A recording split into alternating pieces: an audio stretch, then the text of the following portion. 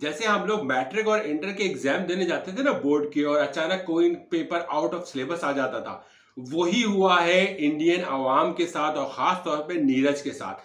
नीरज के लिए कामयाबी बिल्कुल कंफर्म थी। सब ये उम्मीद लगा के बैठे थे कि नीरज इस बार भी गोल्ड ले जाएगा, लेकिन नीरज के लिए आउट ऑफ सिलेबस आ गया अरशद नदीम। और जैसे ही अरशद नदीम ने 92.97 यानी कि 93 मीटर की जो थ्रो की है, उसके बाद जो बॉडी लैंग्वेज थी नीरज की, वो बिल्कुल बुकला गया और बिल्कुल पैनिक में नजर आया। और जैसे कहते हैं ना, जब आप पेपर देने बैठते हैं, हम लोग भी बैठते तो भाई ये पार्ट, ए पार्ट, बी पार्ट, अब ए सेक्शन तो सही हो गया, बी सेक्शन क्या करें, ये कौन सा आउट ऑफ सिलेबस चीज आ गई। तो वो जब आदमी पैनिक होता है ना पेपर देते हुए, तो वही सिचुएशन में नजर आए नीरज चोपड़ा। और बिल्कुल बॉडी लैंग्वेज उनकी बिल्कुल अजीब सी नर्वस हो गई थी, और वो थ्रो भी अब उनकी, जैसे कहते हैं ना कि जो जिस तरह का वो रिकॉर्ड बनाता था वो भी नहीं बना सके। और फिर बड़ी बातें हो रही थी कि भी तो 5 अटेम्प्ट हुए थे ना, तो पहले में तो हुआ यार चलो तुक्का हो गया, बड़ी मैं सुन रहा था इंडियन में। लेकिन भाई बंदे ने जब तीसरा अटेम्प्ट किया ना, तीसरा अटेम्प्ट में तो मुंह तोड़ के रख दिया, और बिल्कुल नीरज वहीं पे धेड़ होके रह गया। माना नीरज चोपड़ा और अरशद नदीम अच्छे दोस्त भी हो सकते हैं, जाने एथलीट है तो दोस्ती तो रहेगी, लेकिन जिस तरह उस दिन अरशद नदीम ने परफॉर्म किया, और अरशद ने पूरे तबाहकुन परफॉर्मेंस दी थी कि हम जैसे लोग भी शॉक में थे कि ओ गॉड, हम एक्सपेक्ट कर रहे थे कि अरशद 90 मारेगा, 91 मारेगा, लेकिन अरशद ने 93 मार दिया।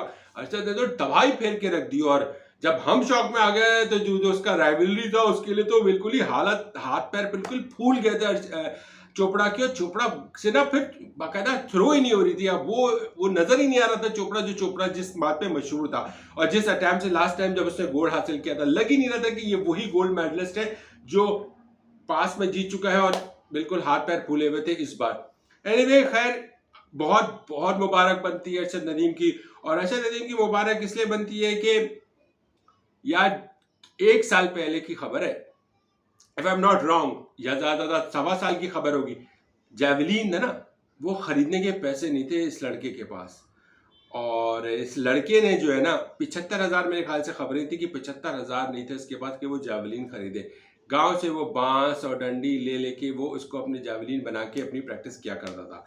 लास्ट टाइम गोल्ड मेडल नहीं जीता था, तब भी अफसोस की बात यह है कि गवर्नमेंट ऑफ पाकिस्तान हो जाए या स्पोर्ट्स बोर्ड जो भी हमारा इन एथलीट्स को देखता है, उनकी तरफ से भी कोई सपोर्ट नहीं थी। हालांकि जब दिख रहा था कि अरशद इस काबिल है कि वो इस गोल तक जा सकता है, तो किसी ने भी अरशद की सपोर्ट नहीं की, और गवर्नमेंट किसी की भी नहीं, किसी भी गवर्नमेंट ने उसको सपोर्ट नहीं किया।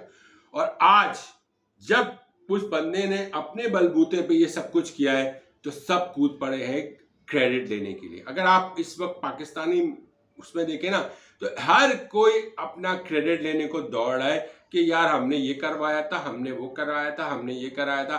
खुदा का वास्ता है, आप सबसे गुजारिश है कि अरशद नदीम को एज अ पाकिस्तानी, और हम पाकिस्तानियों को अरशद नदीम की कामयाबी को सेलिब्रेट करने दें, उसको आने दें। उसकी आने की जो सेलिब्रेशन है वो एज अ पाकिस्तानी, मैं बार बार बोलूंगा, एज अ पाकिस्तानी उसको सपोर्ट करने दें। क्योंकि अरशद नदीम को जिस टाइम सपोर्ट की जरूरत थी गवर्नमेंट की तरफ से, या जो भी स्पोर्ट्स बोर्ड के करता धरता है, फाइनेंशियल सपोर्ट की जरूरत थी, उसको शूज चाहिए थे, उसको जैवलिन चाहिए था, एक नहीं कितनी सारी जैवलिन मिल सकती थी। क्या चोपड़ा के पास क्या फैसिलिटीज थी, अरशद के पास तो उसकी 10% भी फैसिलिटी नहीं थी। एक बहुत शर्मनाक बात है, बोलते हुए भी शर्म आ रही है कि पाकिस्तान में स्पोर्ट्स के जो यानी कि एथलीट्स हैं, उनको क्या किस दहेज पे पहुंचा दिया है इस सरकार ने, या कोई भी माजी की सरकार ने, किसी ने भी एथलीट्स पे तवज्जो नहीं दी। और तवज्जो से बात, इनको फाइनेंशियल सपोर्ट नहीं दी गई। एथलीट्स को फाइनेंशियल सपोर्ट चाहिए होती है, इंटरनेशनल ट्रेनर्स चाहिए होते हैं, इंटरनेशनल लेवल पे खेलने के लिए, इंटरनेशनल लेवल को मीट करने के लिए इंटरनेशनल ट्रेनर्स की जरूरत है, इंटरनेशनल ट्रेनिंग चाहिए। इंटरनेशनल लेवल पे जाके वहां पे ऐसी ट्रेनिंग हासिल करेंगे तो जब ये ओलंपिक्स टाइप चीजें आती हैं तो एथलीट्स परफॉर्म करते हैं, तो उनको फिर वो उस पर मीट कर सकते हैं ना, इंटरनेशनल मीटअप। तो प्रॉब्लम वही आई, गवर्नमेंट किसी भी ने भी सपोर्ट नहीं किया, और अब यहाँ पे सब क्रेडिट लेने आ गए। मैं फला का बयान सुन रहा हूँ, फला का बयान सुन रहा हूँ। अभी खबर ये है कि मासूफ साहब हमारे कोई जो है वो प्राइम मिनिस्टर साहब हैं, वो कह रहे हैं कि वो जी मैं एयरपोर्ट लेने जाऊंगा।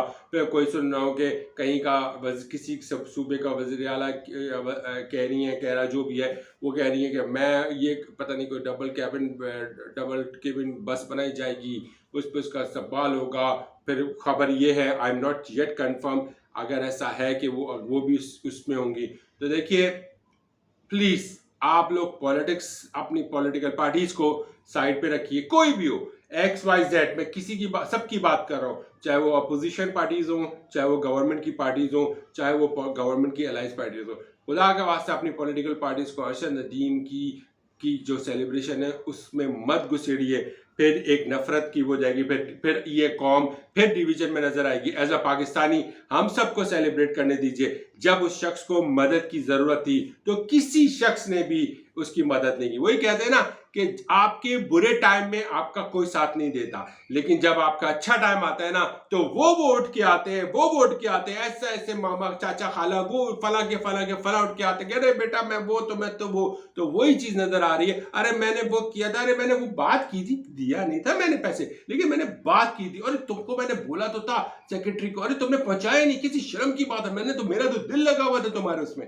तो ये सब चीजें मत कीजिए, पॉलिटिक्स मत लाइए, अपनी हाव भगत मत कीजिए। आपकी कोई वर्थ नहीं इस वक्त किसी को नजर आ रही, सबकी नजर सिर्फ इस वक्त अरशद नदीम की कामयाबी पे। अरशद नदीम की कामयाबी को एज अ पाकिस्तान की जो झंडा उसने हम सर बुलंद किया उसको सेलिब्रेट करने दीजिए। फला किसने कंट्रीब्यूट किया, किसने सपोर्ट किया, किसकी कितनी फंडिंग थी फाइनेंशियली, वो सब किसी को लेना देना नहीं है, वो सबको पता है। एक जेवलिन खरीदने के लिए 75,000 रुपए उस बेचारे को चाहिए थे, किसी ने नहीं दिए। उसके घर के हालात आज भी वैसे ही हैं जो आज से 1-1.5 साल पहले थे, जब वो नजर आ रहा था, आपका एक प्राइड नजर आ रहा था कि वो मेहनत करेगा तो आपको गोल्ड मेडल जिता सकता है। उसने अपने बलबूते पे किया है और किसी के इसमें किसी एक फर्द की भी कंट्रीब्यूशन नहीं है। जो भी कंट्रीब्यूशन है अरशद नदीम की अपनी है, अरशद नदीम के कोच की है, अरशद नदीम की फैमिली की है, दैट्स इट। किसी और को घुसने की जरूरत नहीं है। खुदा के लिए सेलिब्रेशन में पॉलिटिक्स घुसा के डिवीजन मत लाइए। बहुत अफसोस होता है कि जब जरूरत थी उस बेचारे को तो किसी एक शख्स ने भी उसकी मदद नहीं की और दिल दुखता है। लेकिन यार मैं बहुत सलाम करता हूं, तुमने हमारी शान बनाई, हमारा नाम बनाया, हमें गोल्ड मेडल जिताया। 32 साल, if I am not wrong, year ऊपर नीचे हो सकता है, मुझे जो खबर है 32 साल बाद पाकिस्तान कोई गोल्ड मेडल जीता है ओलंपिक्स में, ये बहुत बड़ी बात है। और सैल्यूट किया जाता है अरशद नदीम को, जिस घराने से वो आया, जो फाइनेंशियल सपोर्ट कहीं से कुछ नहीं थी, उस बेचारे ने अपने बलबूते पे किया। जिस तरह मांग पैसे जमा करके वो जेवलिन, एक जेवलिन मिलती है उसको। चोपड़ा ये और जिन लोगों की बात करें उनको क्या क्या नहीं मिलता। आज चोपड़ा की जो ट्रेनिंग हुई चोपड़ा के साथ, बेस्ट, मैं मानता हूं, मैं ये नहीं कहा कि नीरज चोपड़ा अच्छा नहीं है, नीरज चोपड़ा भी बेस्ट है, लेकिन जो नीरज चोपड़ा को सपोर्ट और फाइनेंशियल सपोर्ट मिल रही थी और नीरज चोपड़ा को स्पॉन्सर्स की बुनियाद पे और नीरज चोपड़ा को जो है वो जिस तरह की फाइनेंशियल ट्रेनिंग हो रही थी हर तरफ जाके, वो अरशद को नहीं थी। लेकिन अरशद ने अपने बलबूते पे करके दिखाया। क्रेडिट जाएगा नीरज को भी, नो डाउट, लेकिन अगर आप कहें ना तो 90% से भी कम कर लीजिए, यानी कि 10% भी मुश्किल से मिलेगा। 90% अगर 100% तो हर किसी को नहीं मिलता, 90% अगर बेस्ट फैसिलिटी मिल रही थी नीरज को, या तो अरशद को उसकी 10% भी नहीं मिल रही थी। ये एक बहुत शर्मनाक बात है। हमें अपने स्पोर्ट्स के जितने भी एथलीट्स हैं सबको सपोर्ट करना चाहिए। हमारे हॉकी का हाल देख लीजिए, हमारा स्क्वॉश का हाल देख लीजिए, हम पहले इसके बहुत बड़े चैंपियन हुआ करते थे। अब तो क्रिकेट भी डाउनफॉल की तरफ है, लेकिन अब आप देख लीजिए कोई भी ऐसा, एक ज़माने में हम स्क्वाश में क्रिएट थे, फिर हम हॉकी में थे, अब तो कुछ भी नहीं। एक बॉक्सर आया था बेचारा, वो भी इतने ज़्यादा है, फाइनेंशियल सपोर्ट नहीं मिली, उम्र हो गई, सब कुछ हो गया। एथलीट का एक टाइम होता है, एक सर्टेन लिमिट होती है, एक सर्टेन एज, एक ब्रैकेट होता है, उस वक्त वो परफॉर्म कर सकता है। उस दौरान अगर आपने सपोर्ट नहीं की तो क्या फ़ायदा होगा। और फिर मैं कहूँगा कि Babar Azam is not a king, Arshad Nadeem is a king. ये बात आप याद रखिएगा। किंग वो होता है जो इस मुल्क का नाम ऊपर रोशन करता है। और इस वक्त आप किसी भी एथलीट, स्पोर्ट, क्रिकेट से उठा के सबको देख लेना, करंट प्लेयर्स की बात करूंगा, इस वक्त हमारा जो किंग है वो है Arshad Nadeem. Babar Azam is not a king. ये बात अब मैं यहीं पे वीडियो फिनिश करूंगा। आप अपनी राय का इजहार कीजिएगा, आपकी नज़र में बाबर आजम किंग है या अरशद नदीम किंग बनता है? अपना ख्याल रखिएगा।